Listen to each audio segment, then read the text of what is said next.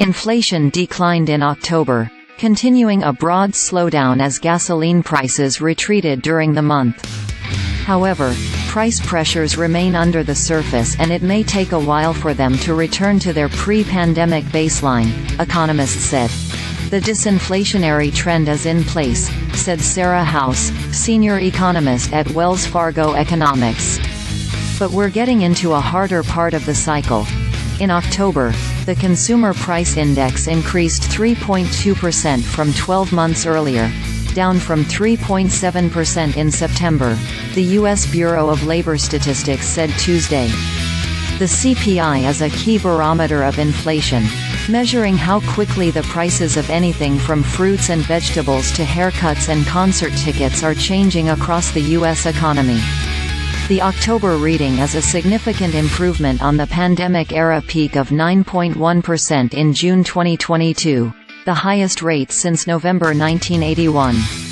Prices are therefore rising much more slowly than they had been. Inflation is slowly but steadily moderating, and all the trend lines look good, said Mark Zandi, chief economist at Moody's Analytics. It feels like by this time next year inflation will be very close to the Federal Reserve's target, and something the American consumer will feel comfortable with. The Fed aims for a 2% annual inflation rate over the long term. Gasoline prices fell 5% in October, according to Tuesday's CPI report. Prices for regular-grade gasoline declined by about 33 cents a gallon between October 2nd and October 30th, from $3.80 a gallon to $3.47, according to the U.S. Energy Information Administration. They've fallen further since then. Average prices at the pump were $3.37 a gallon nationwide as of November 13, according to AAA. More from Personal Finance. Try a travel dupe to save money on your 2024 trip. Sea Change may be coming for investment advice about 401k to IRA rollovers. How credit card debt became a $1.08 trillion problem. The monthly pullback is an improvement from August and September, when gasoline was a major contributor to increases in overall inflation readings.